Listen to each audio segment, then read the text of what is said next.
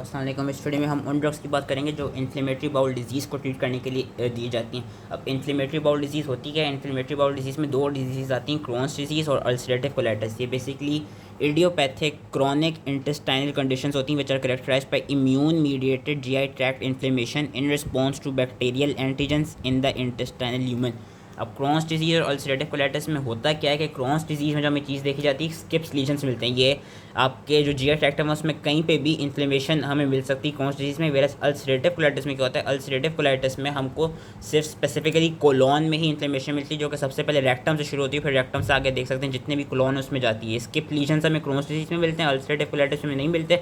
और एक hallmark feature जो मिलता है क्रॉन्स डिजीज़ में हमें ट्रांसम्यूरल इन्फ्लेमेशन मिलती है, वेरस अल्सरेटिव कोलाइटिस में हमको म्यूकोजल लेयर तक ही इन्फ्लेमेशन मिलती है, म्यूकोजा से आगे तक इन्फ्लेमेशन नहीं मिलती। अब कौन से ड्रग्स होते हैं? सबसे पहला 5 अमाइनोसैलिसाइलेट्स। 5 अमाइनोसैलिसाइलेट्स के बेसिकली दो तरह के कंपाउंड्स होते हैं। एक तो वो जिसमें सिर्फ 5 अमाइनोसैलिसाइलिक एसिड खुद होता है, जिसको हम मेसिलामीन भी कहते हैं, और एक वो जिसमें 5 अमाइनोसैलिसाइलिक एसिड यानी मेसिलामीन एजो कंपाउंड्स के साथ ये कहते हैं वो होता है, बाइंड होता है। तो उसमें उसकी एग्जांपल्स आ जाती हैं सल्फासेलेजीन, बेलसेलेजाइड एंड ओलसेलेजीन।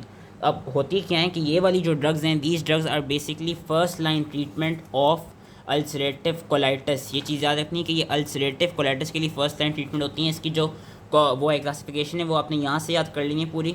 ओरल फॉर्मुलेशन में भी होती हैं और रेक्टल फॉर्मुलेशन में भी होती हैं। रेक्टल फॉर्मुलेशन में ज़्यादा मेसिलामीन ही होती है। अब यहाँ पे ऑब्वियसली सही से प्रिंटेड नहीं है, लेकिन आप लोगों के पास सही से प्रिंटेड हो गए तो वहाँ से पढ़ लीजिएगा। बेसिकली ये जो ड्रग्स होती हैं, क्योंकि इसमें हो क्या रहा है, क्रॉनिक इन्फ्लेमेटरी कंडीशन है और इडियोपैथिक है, तो ये जो ड्रग्स हैं ये वाली 5 aminosalicylic acid, these are anti inflammatory and they are immunosuppressive. तो इनके जो भी मैकेनिज्म ऑफ एक्शन होते हैं वो सारे इन्फ्लेमेशन को इनहिबिट करने वाले होते हैं कि they inhibit cytokine synthesis, they inhibit leukotriene and prostaglandin synthesis, they scavenge free radicals, they inhibit T cell proliferation, T cell activation and T cell differentiation, and they also impair leukocyte adhesion to and leukocyte functioning को भी empire करती हैं। ये 5 aminosalicylic acid की basically वही जो inflammation में जितने प्रोसेसेस हो रहे थे उन सब की इनहिबिशन ही कर रहे हैं। एडवर्स इफेक्ट्स क्या हैं? एडवर्स इफेक्ट्स ज़्यादातर हमें सल्फासेलेजीन से रिलेटेड मिलते हैं। और एक और चीज़ कि इनका थेराप्यूटिक यूज़ ये फर्स्ट लाइन ऑफ ट्रीटमेंट के लिए दी जाती है। अल्सरेटिव कोलाइटिस में क्रॉन्स डिजीज़ को ट्रीट नहीं करती, ये चीज़ याद रखनी। First line treatment ulcerative colitis इस 5 अमाइनोसैलिसाइलिक एसिड कंपाउंड्स।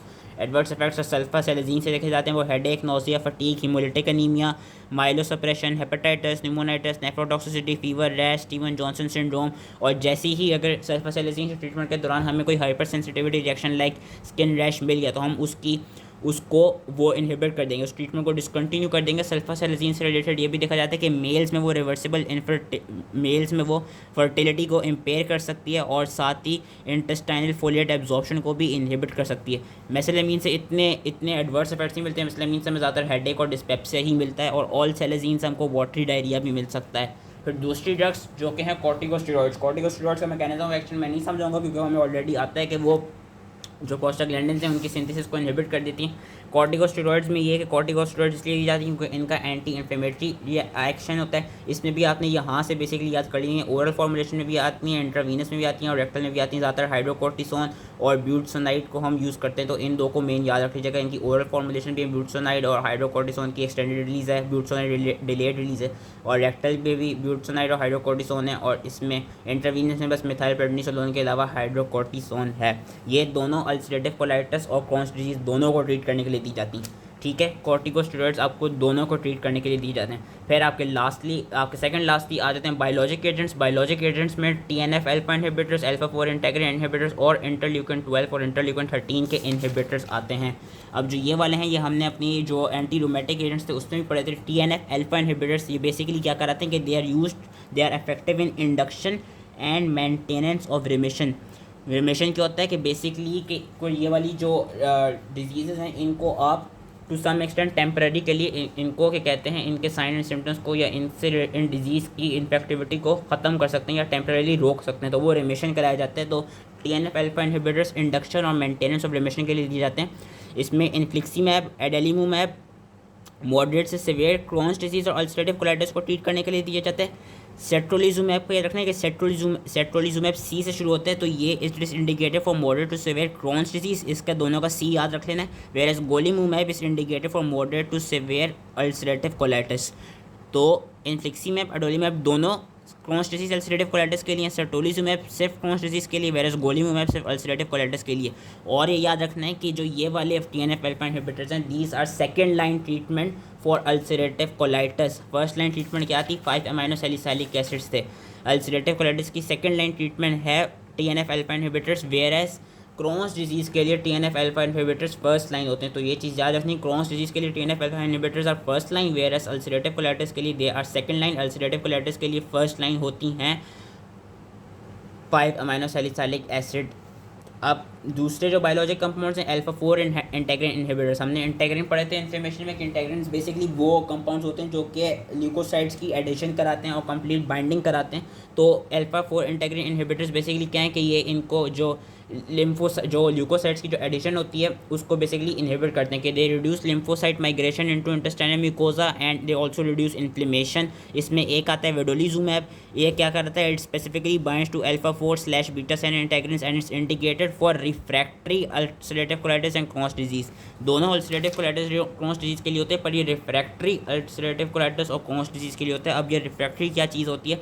रिफ्रैक्टरी का ये मतलब है कि बेसिकली कि ये वाले डिज़ीज़ को इसको हमने कि इसका ये मतलब है कि इसको आपने सबसे पहले इनसे ट्रीट करने की कोशिश की, जो कि ये देखा जाता है कि refractory to TNF alpha inhibitors, यानी ये है कि इसको आपने ट्रीट TNF अल्फा इनहिबिटर से ही किया था, लेकिन TNF अल्फा इनहिबिटर्स इसको ट्रीट नहीं कर सके, देवर इनफेक्टिव। तो इसलिए फिर आपने दूसरी ट्रीटमेंट क्या अपनाई? अल्फा-4 इंटेग्रिन इनहिबिटर। तो ये मतलब है रिफ्रैक्टरी का। रिफ्रैक्टरी डिजीज़ कोई वो डिजीज़ होती है जो कि क्या कहते हैं किसी कोई स्पेसिफिक ड्रग्स से ट्रीट ना हो पाई, तो उसके लिए दूसरे ड्रग्स हमको फिर वो क्या कहते हैं प्रिस्क्राइब करने होते हैं। जिस तरह अल्सरेटिव कोलाइटिस और क्रॉन्स डिजीज़ अगर TNF अल्फा इनहिबिटर से ना ट्रीट हो पा रही है, उससे इंटॉलरेंट हो, तो फिर हम अल्फा-4 इंटेग्रिन इनहिबिटर देंगे। और इससे रिलेटेड साइड इफेक्ट्स हमें क्या मिलते हैं? हेडेक, आर्थ्राल्जिया, नोसिया, फटीग और मस्कुलोस्केलेटल पेन। लास्टली इंटरल्यूकिन 12 या इंटरल्यूकिन 23 इनहिबिटर, उसमें सिर्फ एक ही आता है, यूस्टिकुनुमैब। ये वाला जो नाम है अजीब सा नाम, इसको याद रखना है, ustekinumab. It inhibits cytokines interleukin 12 and interleukin 13 which are involve in lymphocytes activation.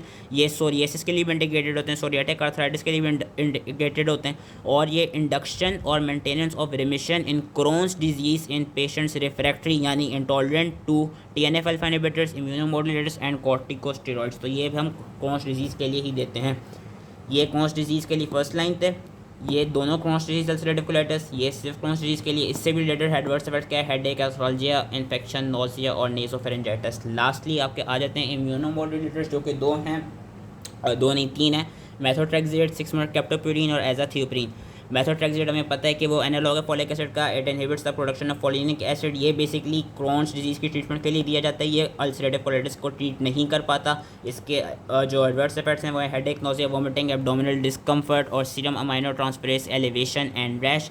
Virus lastly जो थायोपुरिन है, जिसमें थायोपुरिन, एजाथायोप्रिन और 6-मेथोकेप्टोप्यूरिन आ जाता है, दे क्या कहते हैं They are used for corticosteroid sparing effects in patients with ulcerative colitis and Crohn's disease। लेकिन ये दिखा है कि अब ये आजकल इतना नहीं यूज़ होते क्योंकि इनसे रिलेटेड हमें एडवर्स इफेक्ट्स काफ़ी ज़्यादा टॉक्सिक मिल रहे थे, like bone marrow suppression and hepatotoxicity.